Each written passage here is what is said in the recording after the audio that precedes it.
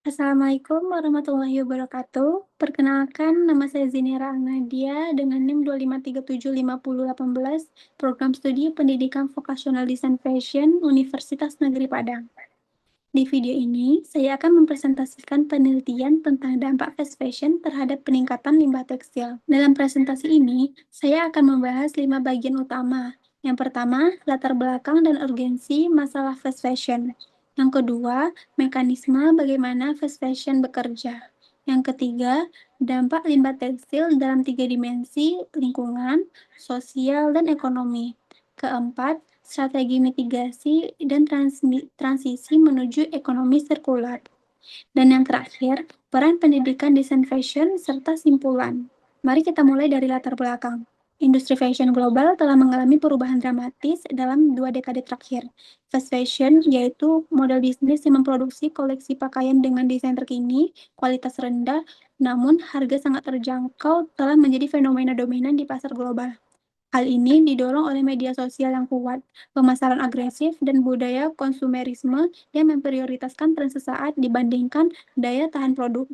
Akibatnya, siklus produksi menjadi sangat cepat, hanya dalam hitungan minggu dibandingkan fashion tradisional yang memerlukan berbulan-bulan. Dan yang paling mengkhawatirkan, produksi fashion global menghasilkan limbah tekstil sebanyak 92 juta ton setiap tahunnya, dan angka ini terus meningkat. Ini membawa kita ke pertanyaan mendasar, mengapa fast fashion menjadi masalah begitu serius dan ini relevan dengan Sustainable Development Goals nomor 12, dengan fokus pada konsumsi dan produksi yang bertanggung jawab. Ada 4 pertanyaan kunci yang memandu penelitian ini. Yang pertama, bagaimana model bisnis fast fashion memicu limbah tekstil dalam skala masif? Yang kedua, ada apa saja dampak lingkungan sosial dan ekonomi dari limbah tekstil ini? Yang ketiga, strategi apa yang dapat mentransformasi industri menuju keberlanjutan. Dan keempat, bagaimana pendidikan desain fashion dapat berkontribusi pada solusi. Menjawab pertanyaan-pertanyaan itu, penelitian ini memiliki 4 tujuan spesifik.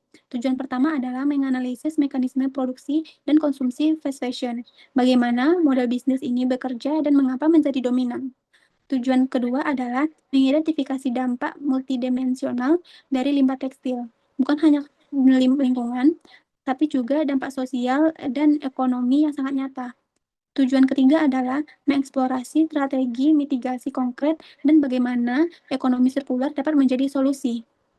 Dan tujuan keempat adalah mengartikulasikan peran penting pendidikan desain fashion dalam mempromosikan praktik keberlanjutan ini adalah fokus khusus karena saya sendiri adalah mahasiswa desain fashion. Sekarang kita lihat bagaimana fast fashion benar-benar bekerja mekanismenya. Yang pertama adalah outsourcing masif ke negara berkembang. Pabrik-pabrik dipindahkan ke tempat dengan upah pekerja yang sangat murah dan teknologi otomasi tinggi. Ini memungkinkan produksi besar-besaran dengan biaya minimal.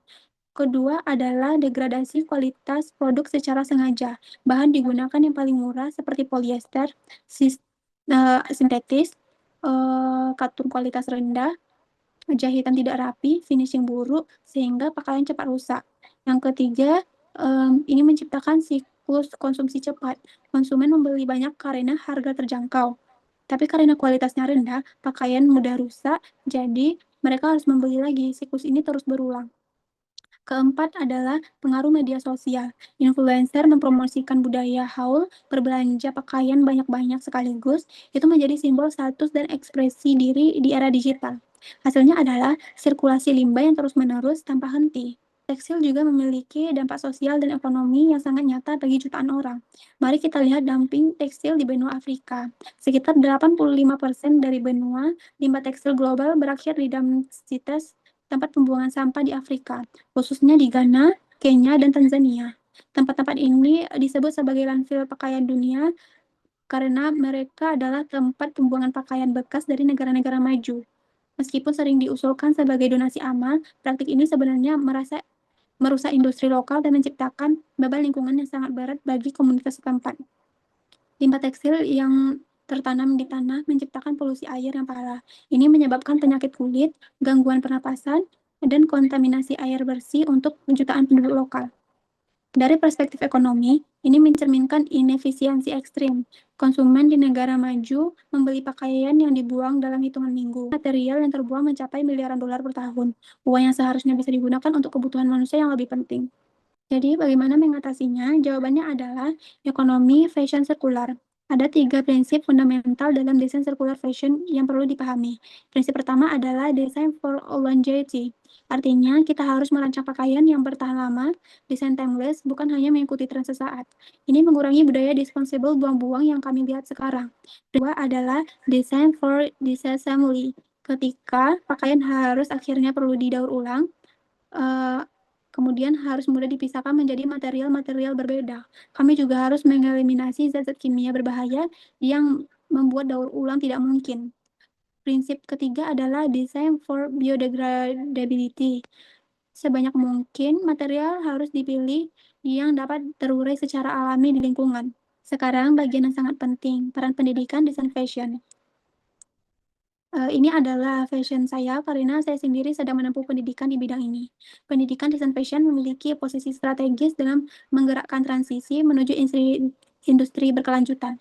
Sustainable design principle harus menjadi bagian dari core kurikulum, bukan hanya topik tambahan. Ini meliputi life cycle assessment, kemampuan untuk mengukur environmental impact dari produk, pengetahuan tentang sustainable material, pemahaman ethical scoring, dan fair labor practical, dan yang paling penting, critical thinking terhadap fast fashion business model itu sendiri. Desainer muda yang memahami sustainability dapat menjadi agen-agen perubahan yang mendisrupsi industri dari dalam. Mereka dapat mengembangkan koleksi dengan environmental footprint, menggunakan inovatif material, dan mempromosikan program magang dengan social enterprises, project-based learning dengan reward, Waste Management Challenge. Ini mempersiapkan lulusan untuk menjadi praktisi nyata dalam sustainable fashion ecosystem. Kita bukan hanya belajar teori, tapi action. Mari kita tutup dengan simpulan dan rekomendasi konkret. Simpulan utama adalah limbah tekstil dari fast fashion merepresentasikan salah satu tantangan paling urgent bagi planet dan masyarakat global. Dampaknya mencangkup polusi lingkungan masif, kerusakan ekosistem, dan global inequality yang ekstrim. Transisi menuju fashion berkelanjutan tidak sederhana. Tidak bisa hanya mengharapkan teknologi atau hanya mengharapkan perubahan kesadaran konsumen. Diperlukan koordinasi simultan antara inovasi teknologi, perubahan regulasi, bisnis model inovatif, dan pendidikan fashion. Rekomendasi konkret untuk setiap pihak, industri fashion, implementasikan extended prosedur responsibility, circular, business models, dan investasi dalam sustainable material dan recycling. Untuk pemerintah, buat regulasi yang mendorong ekonomi sirkular dan investasi publik dalam infrastruktur recycling. Untuk institusi pendidikan, integrasikan sustainability sebagai mandatory komponen dalam semua kursus desain, bukan option.